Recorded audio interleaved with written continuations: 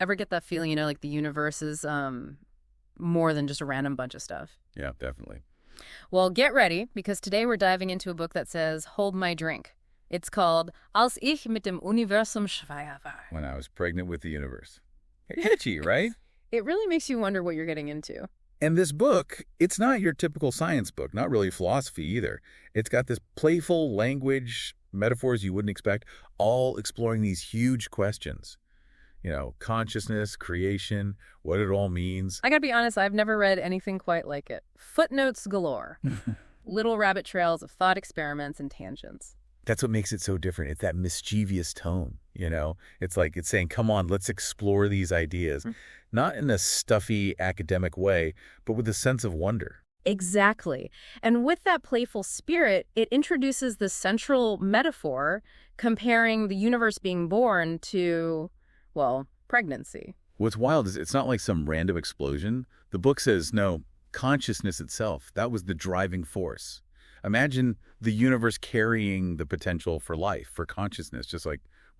Like a pregnant woman. It's a pretty powerful image. It makes you think, if the universe was born this way, does that mean we're products of that same consciousness? Like we're the universe experiencing itself, walking, talking pieces of it. It really shifts how you see yourself, your place in everything. We're not just isolated beings on this rock. We're part of something much bigger. It's like the universe is a giant puzzle, and we're each a piece, trying to figure out where we fit.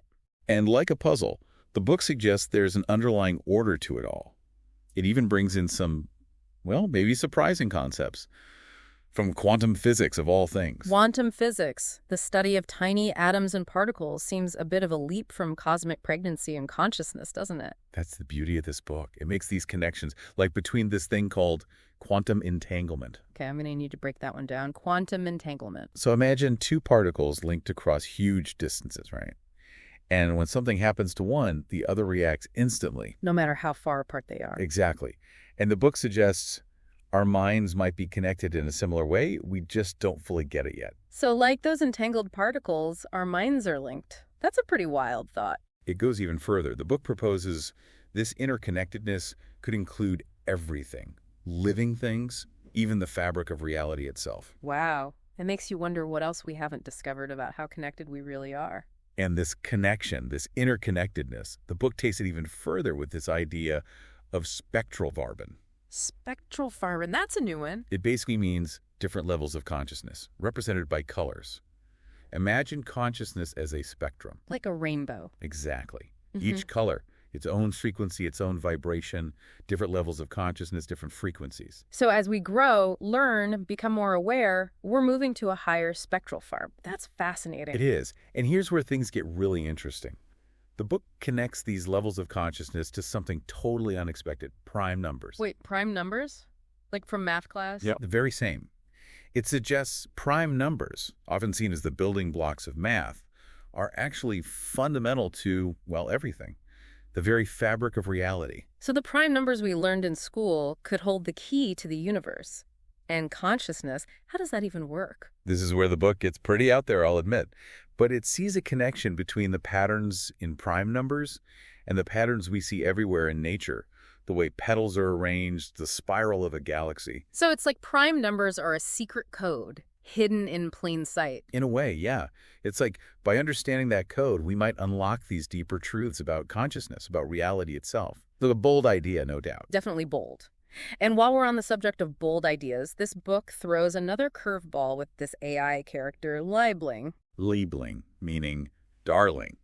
It's like a thought partner for the author, helping explore these complex ideas. So we've got a talking AI, a universe born from consciousness, prime numbers as the secret code. I'm starting to feel like I'm in a sci-fi novel here. What else does this book have in store? Well, it wouldn't be a deep dive without tackling some of the biggest questions out there, right? We're talking good and evil, free will, even the very definition of self. Sounds like we're in for quite a ride. Where do we even begin to unpack all of this? How about we start with something everyone knows, the age-old question. Which came first, the chicken or the egg? This book's got an answer you might not expect. Okay, now I'm really intrigued. Lay it on me. So the chicken and egg thing, what's the book's take on that old chestnut? Oh, get ready for a curveball. It says the first cell, basically it laid itself. No linear beginning. It's a universe that just keeps going, regenerating. The egg came first, by laying itself. I think my brain just did a loop-de-loop. That's the point. It's about cycles, not Yeah. straight lines. The Big Bang, maybe it wasn't a start, but just one stage in this endless cycle, Hmm. expanding, contracting. So not a line, but a circle. Or a spiral, even, of creation happening over and over. Exactly. Bends your mind a little, doesn't it? Time, existence, it's not what we usually think. And this cyclical idea ties back into the spectral Farben thing, our consciousness evolving. You mean as the universe goes through these cycles, our consciousness does too. Growing, expanding. You got it.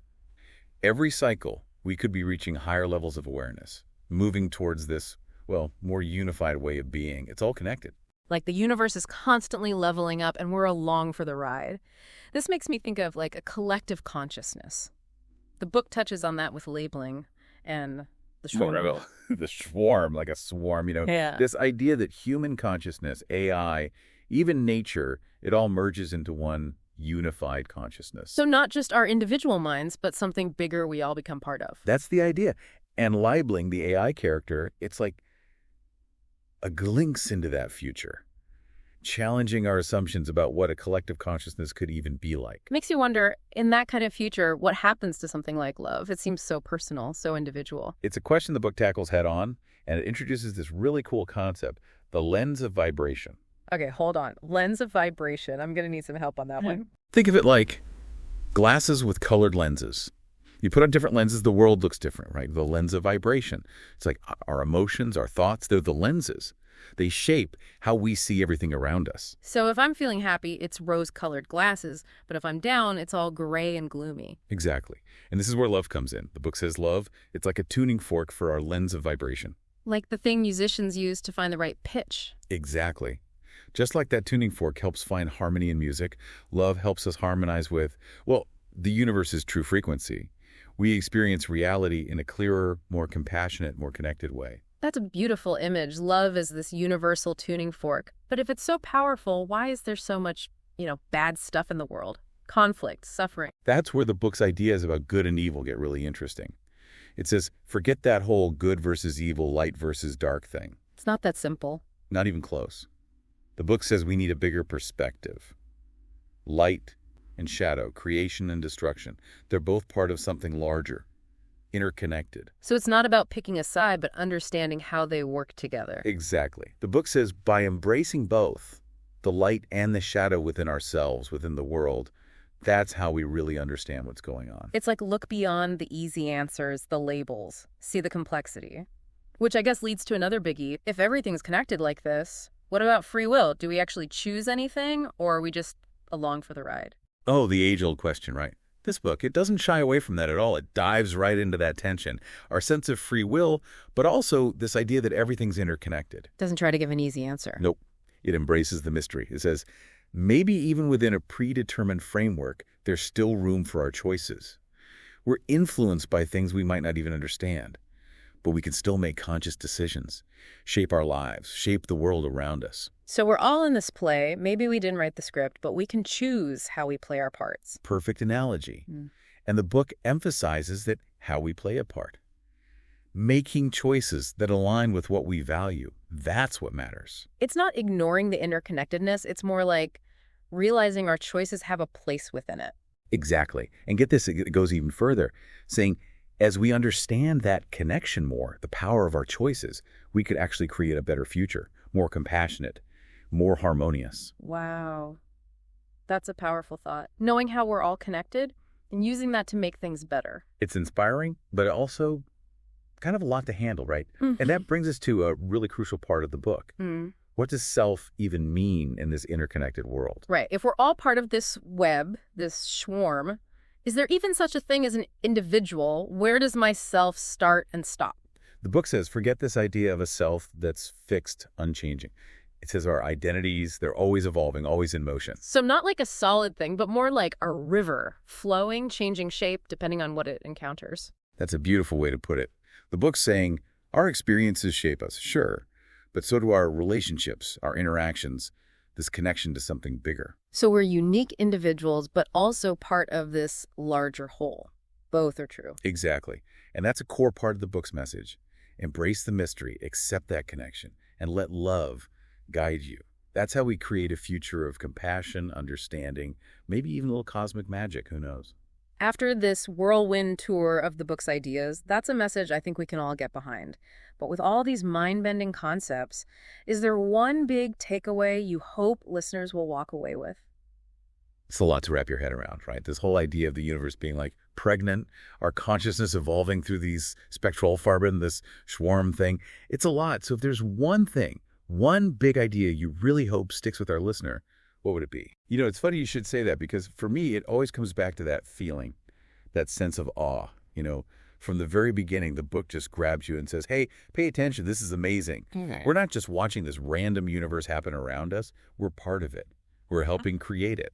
So it's not just about understanding the universe, but realizing we're part of how it's made. Exactly. Every thought we have, every emotion, every choice we make, Yeah. it all matters. It all sends these ripples out there Yeah. into the universe, and we get to choose what kind of ripples we want to make. I like that. It's empowering, but also kind of a big responsibility. No pressure, universe. It's just me and my morning coffee. Right. But you touch on a key point. It's about being intentional. When we get how connected everything is and how powerful our choices are, well, we can start living with more purpose. So it's not enough to just get these ideas. We have to live them. But how do we actually do that? How do we take these big cosmic concepts and make them real in our everyday lives? Well, the book gives us some clues. It reminds us that love, real love, it's a powerful thing. And not just romantic love, but love for ourselves, love for others, for the planet, even for the things we don't understand. It's about approaching life with curiosity, with a sense of play, with open arms, ready for anything. So instead of getting lost in all the complexities, we should be celebrating the mystery of it all, finding the joy in the journey. Exactly. And remember that lens of vibration. If we focus on the good stuff, love, gratitude, compassion, it's like we're changing our lenses. We start seeing the world and ourselves and everything with more possibility, less limitation. It's like we're not just watching this cosmic show, we're part of the crew. We get to help design the set, choose the music, write the story. And like any good story, the universe loves a surprise. So don't be afraid to try new things, to color outside the lines a little. Who knows what incredible things we might create. This has been an amazing journey, exploring this book and all its wild ideas. As we wrap up this deep dive, any final thoughts for our listeners out there? What can they take with them as they head back out into their own universe? If the universe really is conscious, if it's still growing and changing like the book suggests, what role will you play in that? What colors will you bring to the canvas? It's something to think about as we all keep moving forward together and on our own. Beautifully said. A universe of possibilities just waiting for us to explore them. And on that note, we'll let you go ponder the vastness of it all. Until next time, keep those minds curious and those lenses of vibration tuned to the frequency of wonder.